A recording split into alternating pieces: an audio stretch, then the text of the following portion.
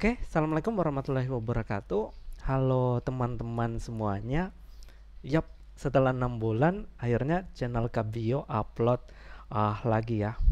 Nah, konsep video ini mengusung apa ya? Seperti live class ya. Jadi ada pengajar, kemudian ada layar di samping yang tujuannya untuk agar teman-teman semua merasa konten atau video ini lebih interaktif ya, dengan menampilkan pengajarnya yang menjelaskan berkaitan dengan konsep atau topik yang akan kita pelajari pada video kali ini. Nah, jadi di video kali ini kita akan meneruskan dari topik metabolisme ya. Seperti yang kalian lihat di video sebelumnya atau di channel ini, kita udah bahas konsep metabolisme, khususnya yang katabolisme, mulai dari glikolisis, kemudian dekarboksilasi oksidatif, ada siklus Krebs sampai dengan transfer elektron. Nah, bagi teman-teman yang belum lihat, silakan dilihat dulu atau dipelajari terlebih dahulu yang katabolisme. Terus kita lanjut ke video kali ini yang akan bahas konsep atau topik anabolisme, khususnya fotosintesis. Nah, tapi bagi kalian yang belum subscribe, silakan subscribe terlebih dahulu ya, untuk mendukung channel Kabio agar tetap konsisten untuk upload video pembelajaran khususnya biologi seterusnya. Oke, nah seperti yang udah saya sebutkan sebelumnya, konten atau topik yang akan kita pelajari pada kali ini berkaitan dengan anabolisme ya. Oke, khususnya spesifik lagi akan bahas fotosintesis. Nah, ingat anabolisme itu kan ada dua ya, anabolisme fotosintesis sama kemosintesis. Tapi di video kali ini kita hanya akan membatasi pada fotosintesis saja. Oke, kita akan mulai dari mana? Kita akan mulai dari konsep fotosintesis. Apa pengertian dari fotosintesis, terus reaksi umum dari fotosintesis itu apa? Kita akan pelajari di konsep. Nah, terus fotosintesis itu terbagi jadi dua tahapan. Yang pertama ada reaksi terang, dan yang kedua ada reaksi gelap. Oke, apa itu reaksi terang sama reaksi gelap, dan apa yang membedakan antara kedua reaksi ini atau kedua tahapan ini, produknya apa? Nah, itu akan kita detailkan pada selanjutnya ya. Nah, kita mulai dulu dari konsep, teman-teman. Oke, di SMP kalian udah belajar ini ya, udah nggak asing lagi kan ya dengan istilah fotosintesis. Oke, jadi proses fotosintesis itu apa? Sederhananya seperti ini. Fotosintesis itu adalah proses untuk menghasilkan makanan. Menghasilkan makanan. Nah, cara menghasilkan makanan itu seperti apa? Kita lihat di sini. Jadi ada mulai dari sini ya, ada cahaya matahari yang terlibat dalam proses fotosintesis ini. Nah, selain cahaya matahari, untuk membuat makanan tentunya kita butuh bahannya terlebih dahulu.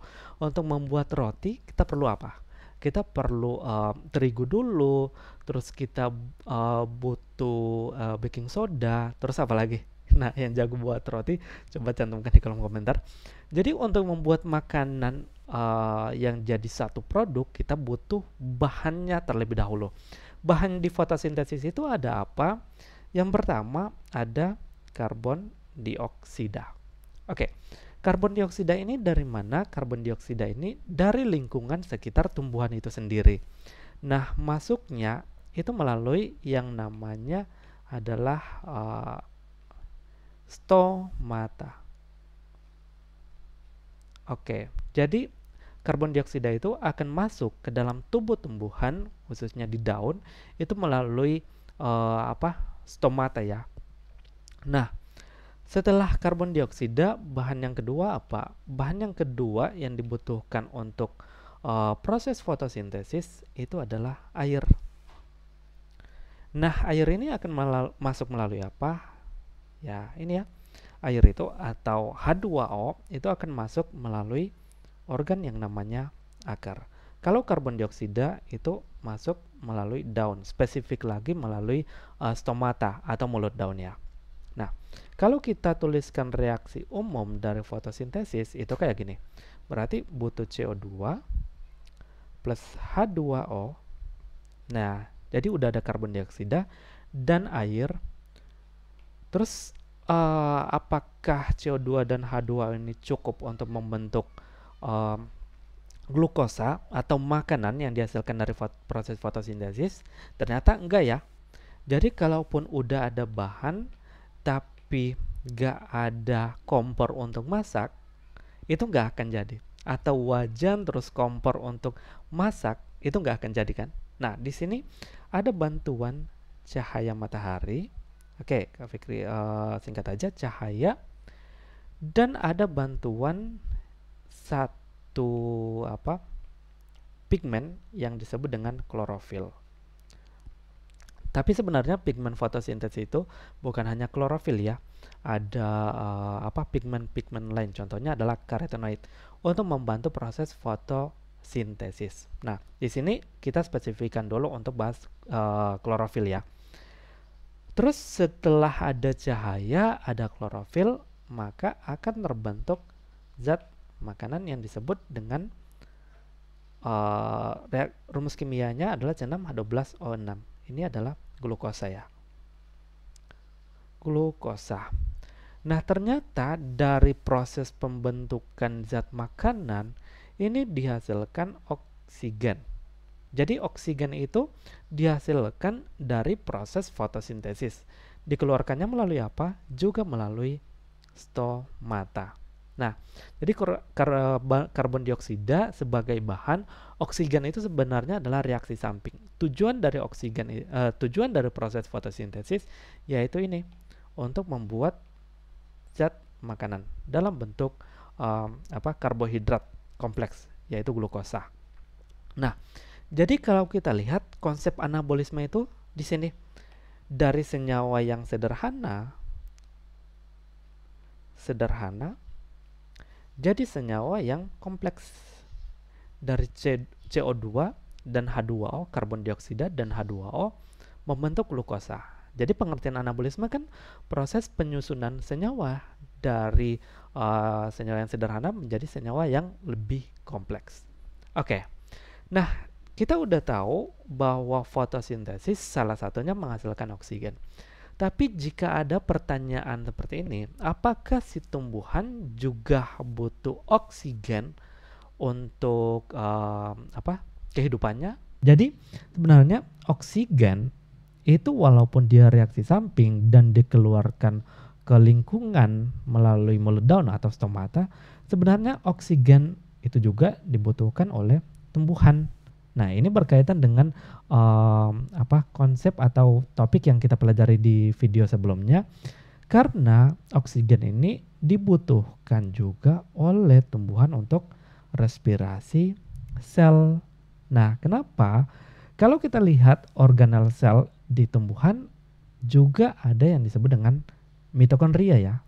Nah, jadi kalau kloroplas itu nggak ada di sel hewan, hanya ada di sel tumbuhan. Tapi mitokondria itu ada di sel tumbuhan dan juga ada di sel hewan. Artinya ketika ada sel yang punya mitokondria, berarti dia melakukan proses respirasi sel. Nah, respirasi sel ini butuh oksigen, khususnya pada respirasi anaerob. Jadi tumbuhan juga sebenarnya bukan hanya menghasilkan oksigen, tapi juga membutuhkan oksigen untuk proses respirasi selulernya. Nah, gimana? Di biocek kali ini udah benar atau salah? Jadi jawaban yang tadi salah ya. Tumbuhan juga butuh oksigen. Oke, kita lanjut. Nah, ini nih ada fun fact ya. Teman-teman pasti berpikir atau yang belum pernah dengar sebelumnya ya, kalau tumbuhan itu adalah penghasil oksigen terbesar di bumi. Nah, ternyata salah ya teman-teman. Jadi sebanyak 50% sampai 80% oksigen itu dihasilkan di lautan oleh alga dan fitoplankton, bukan oleh tumbuhan. Nah, jadi kita berpikir tumbuhan selama ini adalah penghasil oksigen terbesar di permukaan bumi. Ternyata salah ya. Yang penghasil oksigen terbesar di bumi itu justru berasal dari lautan oleh organisme alga dan juga oleh fitoplankton. Oke, ini informasi yang berkaitan dengan fotosintesis. Fun fact berkaitan dengan fotosintesis. Nah, kita lanjut ke tempat terjadi dari proses fotosintesis ini.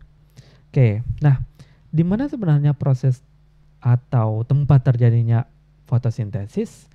Kita spesifik ke organ daun ya. Jadi organ pada tumbuhan itu kan mulai dari akar, batang, dan daun. Nah, di organ daun khususnya, di sini Kak Fikri perbesar dulu.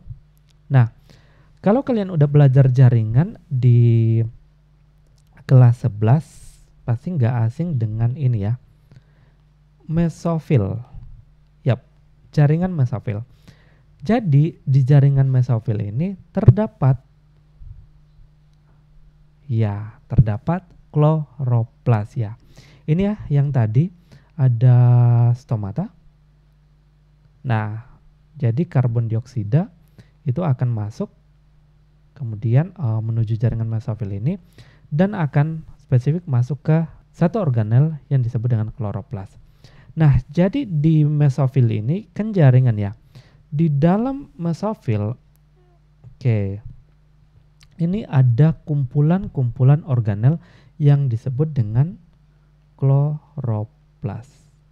Kalau kita lihat yang hijau ini, nah bulatan-bulatan hijau ini adalah kloroplas. Jadi di mesofil sel, jadi urutannya dari daun, kemudian jaringan mesofil. Jaringan itu kan tersusun atas sel. Nah, disebutnya mesofil sel. Di dalam mesofil sel ini atau sel mesofil ini terdapat organel-organel yang namanya kloroplas. Jadi, tempat terjadi proses fotosintesis itu terjadinya di organel yang disebut dengan kloroplas. Nah, kloroplas sendiri terdiri atas beberapa bagian. Yuk, kita detailkan lagi. Nah, ini dia. Jadi untuk kloroplas itu sendiri, kloroplas merupakan organel sel yang memiliki dua membran. Jadi selain mitokondria juga sebenarnya ada kloroplas yang memiliki dua membran. Di sini saya spesifikkan dulu ya. Mulai dari membran yang terluar. Nah, ada membran luar dari kloroplas. Terus ada membran dalam ya. Membran dalam. Nah, di dalam dari kloroplas ini terdapat lempengan-lempengan seperti ini. Nah, kalau kita lihat seperti koin ya, atau sebutnya lempengan aja ya. Nah, lempengan-lempengan ini tersusun atas beberapa ya. Misalnya Kak Fikri cantumin di sini, beri nomor deh. Ada 1, 2, 3, 4, 5. Nah, tumpukan dari lempengan ini disebut dengan granum. Ini disebut dengan granum. Nah, satu lempengan ini disebut dengan di sini ya. Satu ini disebut dengan tilakoid. Nah, terus di kloroplas ini setelah membran dalam itu kan ada rongga ya. Nah, rongga ini berisi cairan yang disebut dengan stroma. Jadi tilakoid itu adalah satu lempengan, granum itu adalah tumpukan dari tilakoid, stroma itu adalah rongga yang berisi cairan, ditemuinya setelah membran dalam kloroplas. Terus di bagian luar dari kloroplas ini ada membran luar. Seperti yang saya sebutkan di awal, fotosintesis itu kan terbagi jadi dua. Ada reaksi terang sama reaksi gelap. Nah, di sini nih hubungannya. Si tilakoid itu tempat terjadinya reaksi terang. Sedangkan stroma itu tempat terjadinya reaksi gelap atau siklus Calvin. Nah, ini ya. Kalau kita spesifikkan lagi tempat terjadi fotosintesis itu ada di tilakoid khusus reaksi terang dan ada di stroma untuk reaksi gelap. Oke, udah bisa paham sejauh ini? Yap, good job. Kalau udah paham, kita lanjut ya. Nah, ini nih hubungannya teman-teman. Jadi, oke, di sini saya beri nomor ya. Nomor 1 sama nomor 2. Nah, nomor 1 ini adalah reaksi terang. Kalau kita perhatikan tempat terjadinya di tilakoid ya. Nah, spesifik lagi di tilakoid bagian mana kita akan lihat selanjutnya ya. Ada di membrannya. Kita akan lihat selanjutnya. Nah, yang perlu kalian perhatikan di skema kali ini yaitu bahan dan produk yang dihasilkan dari masing-masing reaksi ini. Kita lihat di reaksi terang itu ternyata hanya butuh air. Oke, CO2 plus H2O, C6H12O6 oksigen. Nah, ternyata H2O ini hanya di reaksi terang. Oke, terus dengan berbagai macam reaksi yang terjadi, itu akan menghasilkan oksigen. Nah, di sini berarti oksigen juga dihasilkan melalui reaksi terang. Gimana dengan reaksi gelap? Nah, di reaksi gelap itu bahannya butuh karbon dioksida. Oke, kita tuliskan lagi di sini, karbon dioksida itu sebagai bahan di reaksi gelap. Saya singkat aja ya, Rg dan Rt. Nah, hasil dari reaksi gelap atau yang disebut dengan siklus Calvin karena penumunya adalah Calvin itu adalah karbohidrat ya. Di sini gula ya. Nah, berarti C6H12O6 itu adalah hasil dari reaksi gelap. Nah, ada hal lain yang dihasilkan dari dua tahapan ini, yaitu energi. Oke, jadi di reaksi terang itu sebenarnya juga menghasilkan energi untuk terbentuknya proses reaksi gelap. Tanpa energi yang dihasilkan dari reaksi terang, maka proses siklus Calvin atau reaksi gelap ini nggak akan terjadi. Energinya dalam bentuk apa? Ini ada ATP dan ada NADH. Ya, jadi ada ATP sama ada NADH ya di sini. Nah, hasil dari reaksi terang ternyata juga ada ATP dan NADPH yang digunakan untuk siklus Calvin. Terus ATP dan NADPH itu terbentuk terurai lagi jadi NADP+ dan ADP. Jadi ini adalah hubungan antara reaksi terang sama reaksi gelap. Oke, kenapa sih dikatakan reaksi terang? Karena butuh cahaya untuk reaksi ini dapat terjadi. Siklus Calvin gimana? Atau reaksi gelap gimana? Dia reaksi yang nggak tergantung cahaya. Nah, tapi ada miskonsepsi nih di sini. Reaksi gelap itu hanya terjadi pada malam hari. Reaksi gelap nggak terjadi pada siang hari. Nah, itu salah ya teman-teman. Sebenarnya reaksi gelap itu nggak harus terjadi di malam hari. Reaksi gelap juga terjadi di siang hari, tapi dia nggak bergantung pada cahaya matahari. Hati-hati terkecoh di situ tuh teman-teman. Nah, ini hubungan antara reaksi terang sama reaksi gelap ya. Oke, bisa dipahami? Kalau bisa dipahami, kita lanjut. Oke, seperti yang saya sebutkan sebelumnya, tempat terjadi dari reaksi terang itu kan di tilakoid ya. Nah, kalau dispesifikkan lagi di bagian mana dari tilakoid, Ini nih jawabannya. Di bagian membran tilakoid. Nah, ada apa di membran tilakoid sehingga terjadi proses reaksi terang? Nah, kita lihat di gambar kali ini ya. Oke, saya gedein dulu. Yang pertama, untuk bagian dari membran tilakoid yang berperan dalam proses fotosintesis, itu ada namanya fotosistem. Nah, ini nih, fotosistem 1 dan fotosistem 2. Seperti yang kalian lihat, fotosistem 2 itu di sebelah kiri dan fotosistem 1 itu di sebelah kanan. Artinya reaksi ini terjadi dari fotosistem 2 terus ke fotosistem 1. Kenapa kebalik? Ya, jadi sebenarnya nggak usah bingung dari penamaan ini. Fotosistem yang duluan ditemukan itu adalah fotosistem 1. Nah, ternyata si penemunya menyebutnya fotosistem dulu. Tapi ternyata reaksi ini nggak terjadi di fotosistem ini. Maksudnya nggak hanya terjadi di fotosistem ini, ada fotosistem lain yang awal mula terjadinya reaksi terang pada proses fotosintesis. Maka yang duluan ditemukan itu disebut fotosistem 1, yang selanjutnya fotosistem 2. Tapi reaksi awal dari reaksi terang fotosintesis ini terjadinya di fotosistem yang kedua. Oke, jangan bingung ya di bagian situ. Nah, selain ada fotosistem, juga ada PEKI. Oke, ini apa? Ini adalah plastoquinon.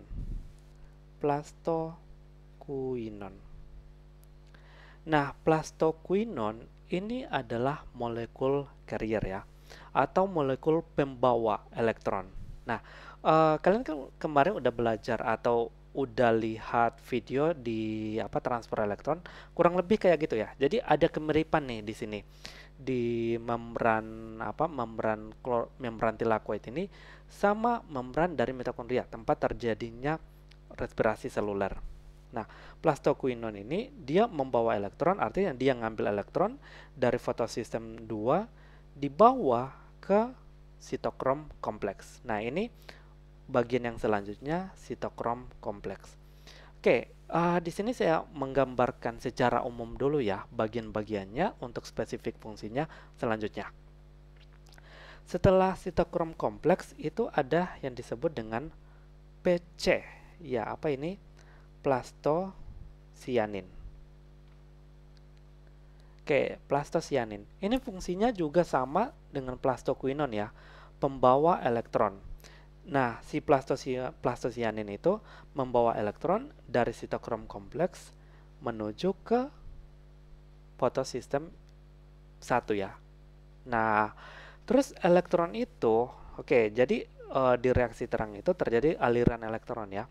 Elektron itu kemudian akan dibawa ke sini. Kita kenal nama dulu ya di sini. Namanya adalah ferredoxin. Ferredoxin. Ferredoxin ini juga sebenarnya molekul carrier atau molekul pembawa yang membawa elektron dari fotosistem 1 ke bagian yang selanjutnya. Nah, itu apa? Namanya adalah NADP reduktase.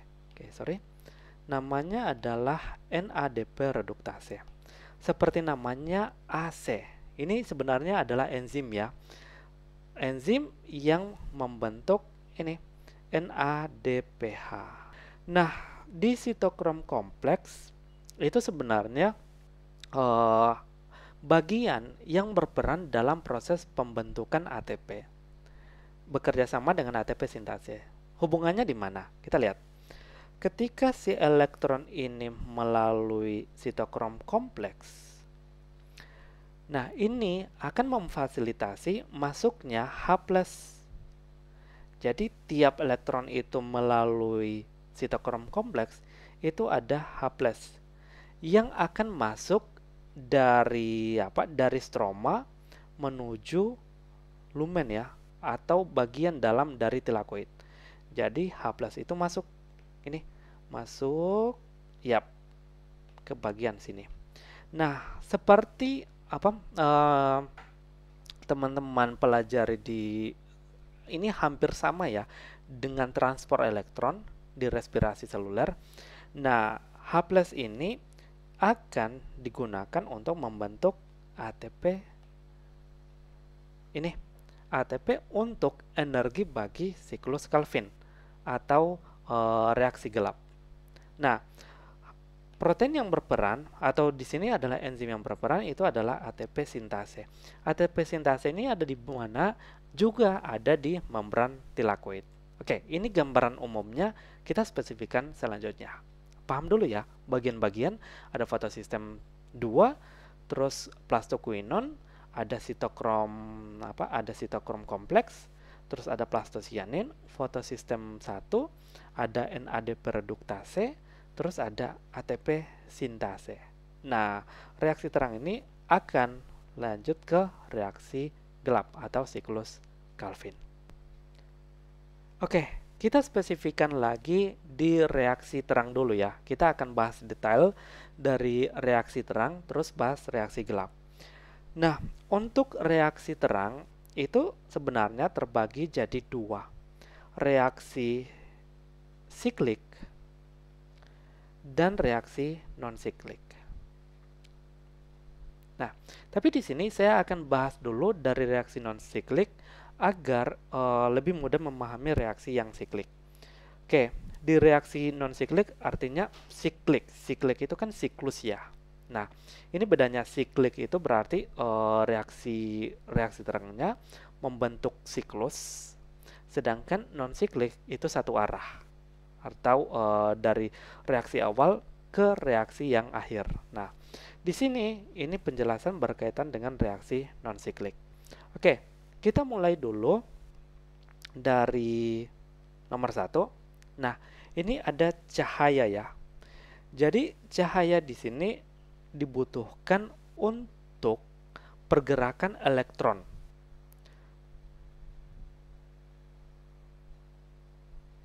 Oke, cahaya di sini dibutuhkan untuk pergerakan elektron di reaksi terang ini. Nah, energi mulanya itu dari cahaya. Kalau kita lihat untuk bagian fotosistem yang kedua ini, sebenarnya terdiri atas beberapa bagian dulu ya. Nah, di bagian dalam ini ada namanya pusat reaksi. Pusat reaksi. Nah, di bagian pusat reaksi ini terdapat klorofil. Ada dua klorofil di sini ya. Klorofil A yang dapat menangkap panjang gelombang itu 680 nanometer. Makanya klorofilnya itu disebut dengan P680. Jadi ada dua klorofil di sini. Oke, cahaya itu akan ditangkap oleh pigmen yang ada di sekitar pusat reaksi ini, kemudian memberikan efek domino. Nah, dari satu pigmen ke pigmen lain ke pigmen lain, akhirnya sampai di klorofil A atau di P680 ini.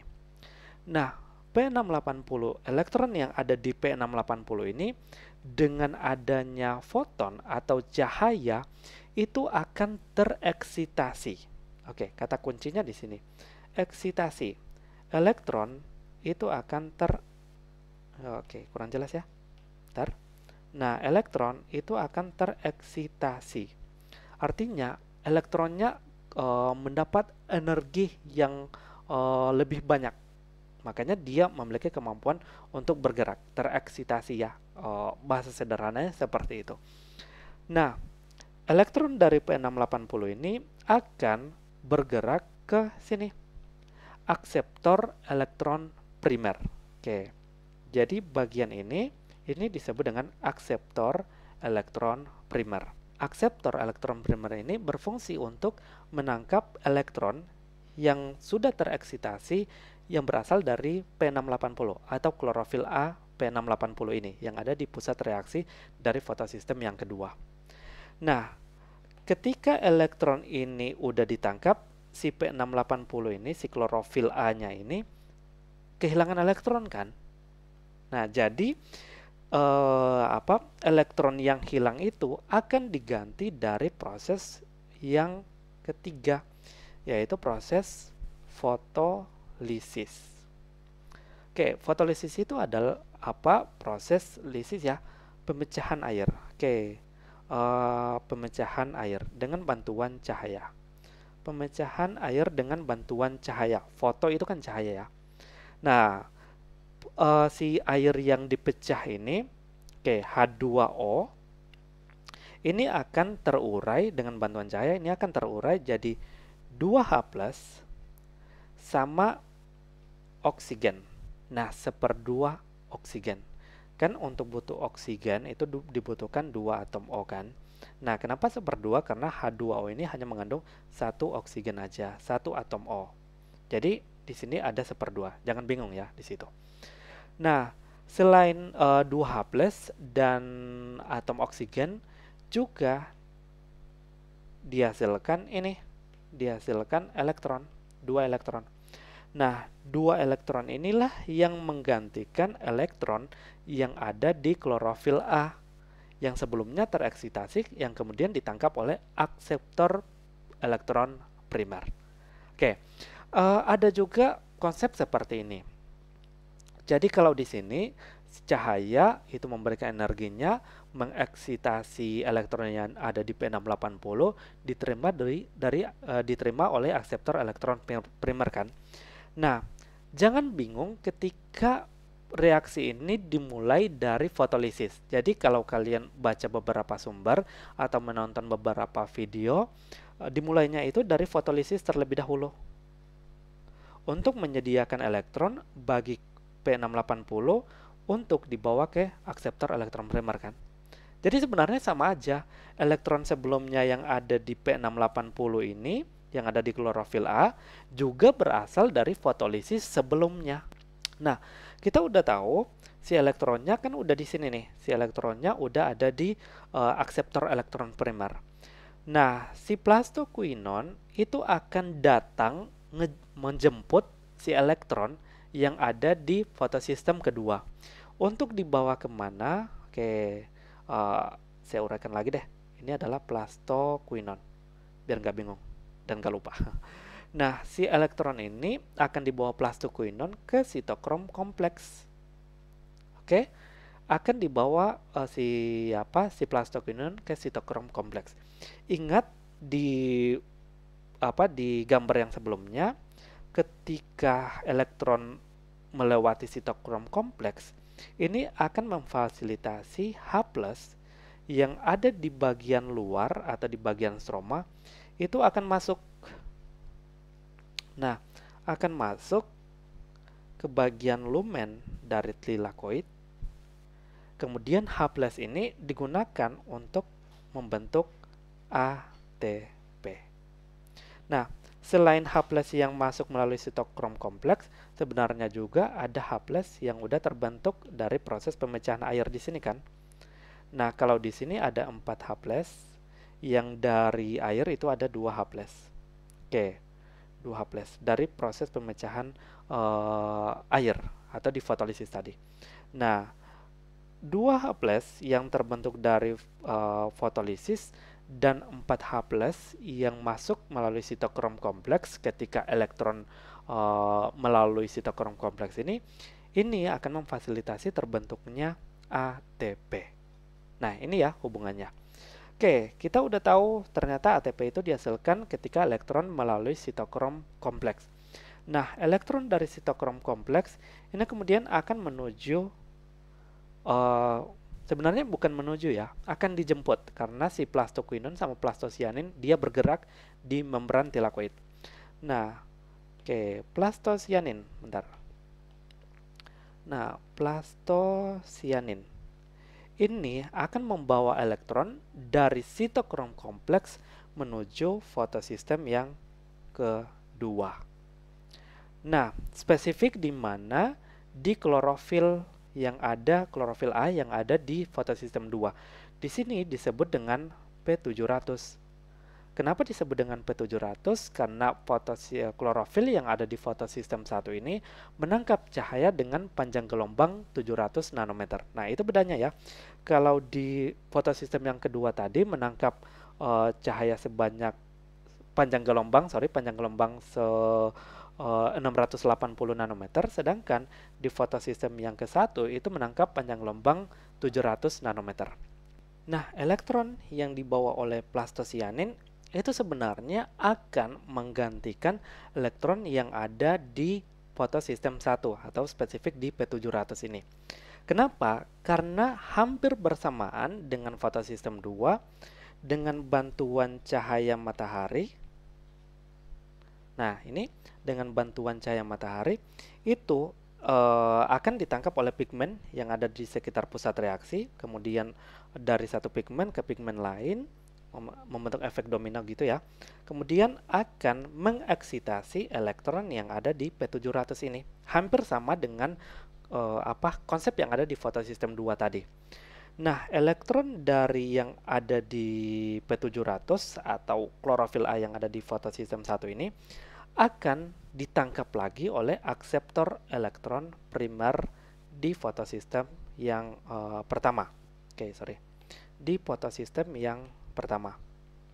Nah, ini sebenarnya jangan bingung lagi, elektron yang ada di plastosianin itu menggantikan elektron yang ada di sini, yang ada di klorofil fotosistem 1, klorofil A di fotosistem 1. Karena elektron yang ada di klorofil A ini atau di P700 kita nyebutnya, ini udah tereksitasi oleh cahaya, kemudian ditangkap oleh akseptor elektron primer untuk diteruskan ke NADP reduktase. Oke, jadi ada dua cara menjelaskannya ya. Jadi jangan bingung, dan ini sebenarnya sama aja. Elektron dari plastosianin itu kan akan ditangkap, akan masuk ke sini, ke P700. Kemudian dengan bantuan cahaya ini tereksitasi lagi, kemudian diteruskan ke akseptor elektron primer yang ada di fotosistem 1. Nah, atau penjelasan yang kedua, elektron yang di sini itu hampir bersamaan tereksitasi dengan elektron yang ada di fotosistem 2. Nah, ketika cahaya ini ditangkap oleh klorofil A di P700 ini, elektronnya kan akan ditangkap oleh sini, akseptor elektron primer yang ada di fotosistem 1. Ini kan udah kehilangan elektron nih. Itu akan digantikan oleh elektron dari plastosianin dari fotosistem yang kedua. Jadi elektron di sini itu sama aja dengan yang dioper dari plastosianin. Cuma reaksinya itu beriringan, berjalan bersamaan antara fotosistem 1 sama fotosistem 2. Kayak gitu ya, jangan bingung. Nah, terus si elektron yang dari P700 ini, dia kan punya energi lagi dengan bantuan cahaya. Itu akan dibawa ke NADP reduktase. Nah, oleh siapa? Oleh ini, oleh ferredoksin. Elektron ini kemudian dua elektron ya akan ditangkap atau menuju ke NADP reduktase, yang itu akan memfasilitasi terbentuknya NADPH. Jadi NADP plus H plus 2 elektron itu akan membentuk NADPH. Nah, jadi ini adalah akhir dari perjalanan elektron di reaksi terang. Kita lihat bahannya kan di sini ada H2O dari fotolisis tadi. Oke, ini adalah bahannya. Saya highlight yang hijau ya. Nah, produknya apa? Produknya itu di sini. Yang pertama ada ATP dan ada NADPH. Oke. Dan juga sebenarnya terbentuk oksigen di sini. Oksigen ini kemudian akan dikeluarkan melalui stomata ke lingkungan. Nah, sekarang kita ke reaksi terang yang siklik. Oke. Ini sebenarnya kalau kalian udah bisa pahami yang non siklik, itu akan lebih mudah memahami yang siklik, karena yang siklik ini prosesnya lebih simpel ya. Nah, apa sih yang membedakan? Aliran elektronnya itu membentuk siklus. Sebenarnya aliran elektron yang membentuk siklus ini bertujuan untuk menghasilkan ATP sebanyak mungkin. membentuk ATP sebanyak-banyaknya. Nah, reaksi terang yang siklik ini sering terjadi atau biasanya terjadi pada cyanobacteria ya. Cyanobacteria. Oke. Nah, yang reaksi terang siklik ini prosesnya gimana? Jadi sebenarnya sama ya, elektron dari fotosistem 1 itu akan menuju sitokrom kompleks, kemudian ke fotosistem 1. Bedanya gini. Dari fotosistem 1, aliran elektronnya itu nggak diteruskan ke ferrodoksin untuk membentuk NADPH. Nah, proses ini yang nggak terjadi di siklik ya. Elektronnya itu mengalirnya gimana? Nah, dari sitokrom kompleks, kemudian akan dibawa oleh plastosianin menuju fotosistem 1, kemudian ditangkap oleh akseptor primer di fotosistem 1, dialirkan lagi ke ferrodoksin. Dari ferrodoksin dibawa kemana? Ke sitokrom kompleks. Kemudian dibawa lagi ke plastosianin. Maksudnya si plastosianin ngebawa lagi dari sitokrom kompleks ke fotosistem 1. Karena tujuan dari fotosintesis reaksi terang yang siklik ini untuk membentuk ATP. Karena gimana? Makin banyak elektron yang melalui sitokrom kompleks ini, akan makin banyak H+ yang masuk dari stroma ke lumen kan?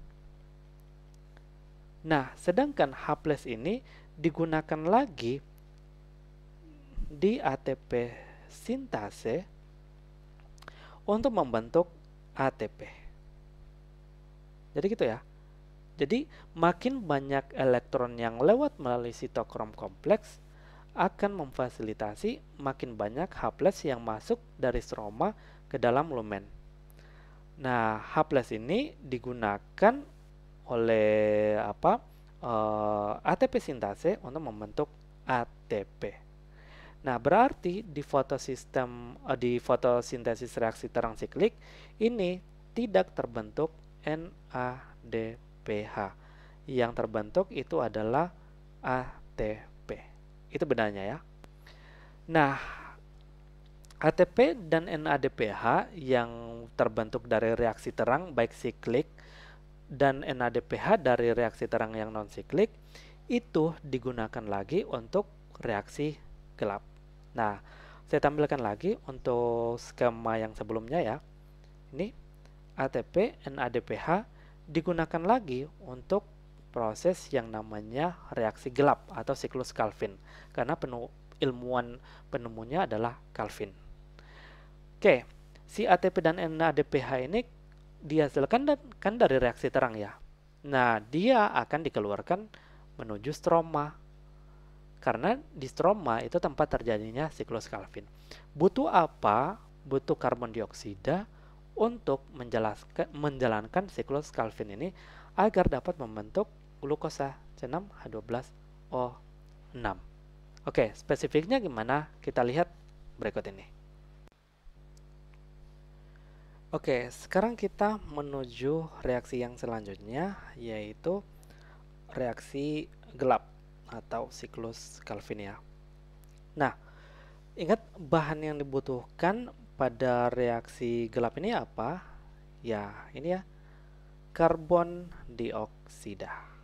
Nah, hal yang kalian perlu pahami di siklus Calvin atau reaksi gelap ini, pertama dia terdiri atas 3 fase.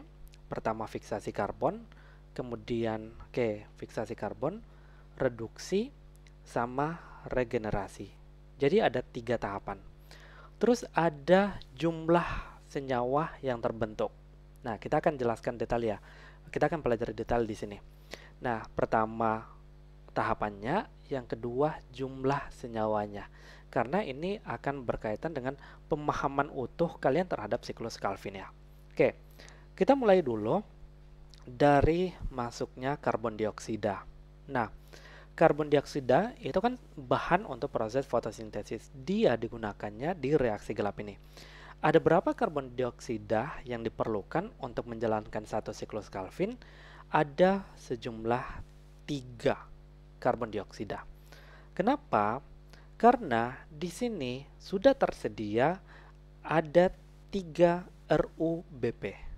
Oke, namanya adalah rubilosa bifosfat atau disingkatnya RUBP ya. Jadi masing-masing 3 RUBP ini akan mengikat 3 CO2. Artinya satu RUBP mengikat 1 CO2. Oke. Nah, di sini yang perlu diperhatikan juga adalah jumlah karbonnya. Kita lihat. Jumlah karbon di RUBP itu ada berapa? Iya, ada 5 ya di sini. Oke. Saya tandai dulu. 1 2 3 4 5. Nah, jadi ada 5C. Sedangkan karbon dioksida itu ada berapa C-nya? CO2. 1 kan ya? 1C. Nah, artinya dengan pengikatan RUBP dengan bantuan enzim Rubisco, ini akan membentuk 3 senyawa yang punya 6 atom karbon. Oke, ini namanya senyawa intermediate ya. Senyawa intermediate. RUBP yang memiliki 5 atom karbon akan mengikat 1 karbon dari CO2, maka akan terbentuk senyawa yang punya 6 atom karbon. Jumlahnya ada berapa? Jumlahnya di sini ada 3. Karena 3 RUBP, 3 CO2 menghasilkan 3 senyawa yang punya 6 atom karbon. Kenapa disebut senyawa intermediate? Karena senyawa ini sifatnya tidak stabil. Nah, dengan cepat itu akan membentuk senyawa yang selanjutnya yang disebut dengan fosfogliserat.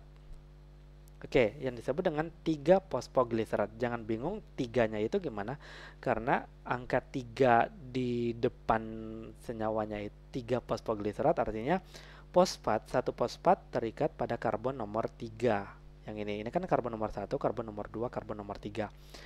Nah, senyawa yang tidak stabil tadi kan ada 6 atom karbon. Ini kepisah.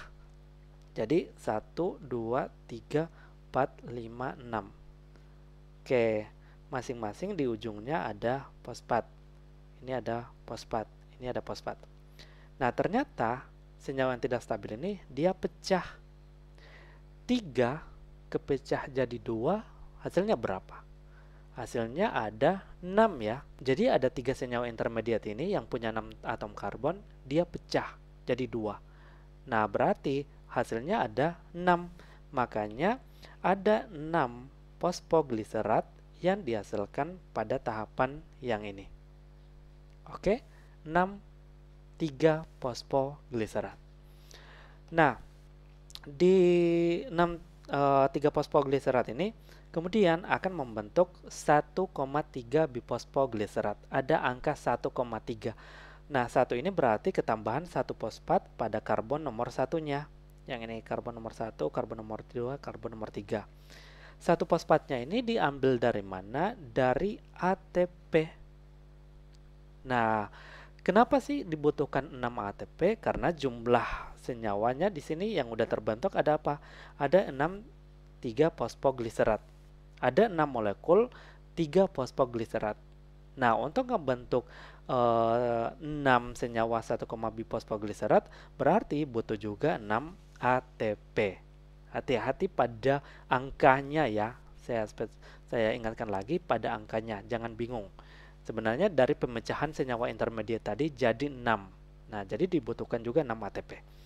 Oke, 1,3 bifosfogliserat itu akan diubah jadi glyceraldehid 3 fosfat. Oke, disebut dengan fase yang kedua. Ini adalah fase reduksi sebenarnya di sini. Nah, kita lihat 1,3 bifosfogliserat itu dibutuhkan 6 NADPH. Nah, 6 NADPH ini apa? 6 NADPH ini energi yang digunakan untuk mengubah senyawa 1,3 bifosfogliserat menjadi glyceraldehid 3 fosfat atau disebut dengan G3P. Oke? Paham ya sampai di sini? Nah, fosfat yang di karbon nomor 1 itu pecah atau terlepas dari ikatan ini. maka 6 fosfat dikeluarkan dari reaksi ini. NADPH ini energi yang digunakan untuk membentuk gliseraldehid 3 fosfat. Nah, kita lihat ada 6 kan di sini. Oke, bentar. Ada 6. Nah, ternyata dari 6 gliseraldehid 3 fosfat ini akan digunakan satu untuk membentuk gula. Nah, C6H12O6 kan. Ini gula yang udah terbentuk. C-nya ada 6. Nah, tapi untuk satu siklus Calvin itu kan dikeluarkan satu G3P ini, gliseraldehid 3 fosfat. Hanya memiliki 3 karbon. 1, 2, 3. Sedangkan untuk membentuk satu gula itu dibutuhkan C6. Artinya butuh satu siklus Calvin lagi untuk menghasilkan gula ini karena dia punya C sebanyak 6. Sedangkan satu siklus Calvin itu hanya mengeluarkan satu G3P atau gliseraldehid 3 fosfat yang digunakan untuk membentuk C6H12O6. Oke, kenapa nggak 2 sekalian? Itu nggak bisa. Karena 5G3P ini digunakan lagi untuk proses regenerasi. Maka namanya fase 3 regenerasi RUBP. Oke, jadi ada 5G3P. Coba ya, kita uraikan dulu. 1, 2, 3. Nah, 5G3P. Berarti jumlah karbonnya ada berapa? 1, 2, 3. Kali 5. 5 kali 3C. Jumlahnya ada berapa? 15 kan? 15 karbon di sini. Oke, ada 15 karbon. Nah, sedangkan satu RUBP itu ada 5. Satu RUBP itu ada 5C. Oke, bunganya di sini. Nah, jadi kenapa sih regenerasi 5 gliseraldehid 3 fosfat yang ini itu akan masing-masing bergabung membentuk 3 RUBP. Jadi dari 5 gliseraldehid 3 fosfat itu akan terbentuk 3 ribulasa bifosfat yang punya 5 atom karbon C. Karena di sini 5 gliseraldehid 3 fosfat itu punya 15 karbon. 15 ini kalau dipecah masing-masing punya 5 atom karbon membentuk senyawa ribulosa bifosfat yang punya 5C. Jadi itu namanya regenerasi. Nah, selanjutnya RUBP ini digunakan untuk proses siklus Calvin yang berikutnya. Untuk membentuk satu C6H12O6 atau membentuk satu glukosa yang kompleks, itu berarti kesimpulannya dibutuhkan 2 siklus Calvin. Karena satu siklus Calvin hanya menyediakan 3 atom karbon dari satu gliseraldehid 3 fosfat. Nah, hasilnya gimana untuk reaksi gelap ini? Oke, saya tuliskan di sini. Nah, CO2, kemudian, ada bantuan ATP dan juga NADPH di sini akan ngebentuk outputnya di situ adalah C6H12O6. Nah, untuk membentuk C6H12O6 dibutuhkan 2 kali siklus. Oke, jadi reaksi umum CO2 plus H2O membentuk C6H12O6 plus oksigen. Nah, CO2-nya di siklus Calvin membentuk. Tujuan siklus Calvin itu membentuk C6H12O6 dengan bantuan ATP yang terbentuk dari reaksi terang dan NADPH, nggak lengkap nih, dengan bantuan NADPH dari reaksi terang juga. Untuk membentuk satu C6H12O6 dibutuhkan 2 kali siklus Calvin atau reaksi gelap. Nah, itu tuh hubungan antara reaksi reaksi terang sama reaksi gelap. Nah, ternyata video ini cukup panjang ya, mohon maaf, karena butuh penjelasan detail untuk masing-masing reaksi, baik reaksi terang maupun reaksi gelap. Oke, jadi kesimpulannya saling berhubungan antara reaksi terang sama reaksi gelap untuk membentuk C6H12O6. Tanpa ATP dan NADPH yang dihasilkan dari reaksi terang, reaksi gelap nggak akan terjadi. Oke, jadi sampai di sini untuk video yang berkaitan dengan anabolisme, khususnya fotosintesis kali ini. Nah, sekali lagi saya butuh feedback dari teman-teman semua. Jika konsep video yang menampilkan pengajarnya di sini cukup baik bagi teman-teman, silakan cantumkan di kolom komentar. Kita akan meneruskan konsep video seperti ini. Atau jika teman-teman merasa yang full screen seperti video-video sebelumnya itu lebih baik, silakan juga cantumkan di kolom komentar. Kita butuh pendapat dari teman-teman semua. Dan bagi kalian yang belum subscribe, silakan subscribe dulu ya. Itu akan menambah semangat bagi Kak Fikri dan tim Kabio ke depannya untuk lebih rajin lagi mengupload konten yang berkaitan dengan pembelajaran biologi. Terima kasih, sekian untuk video kali ini. Kita lanjut pada video yang berikutnya. Oh iya, kalau mau video selanjutnya itu mau konsep atau topik apa, juga kalian bisa cantumkan di kolom komentar ya. Oke, sekian. Terima kasih. Assalamualaikum warahmatullahi wabarakatuh.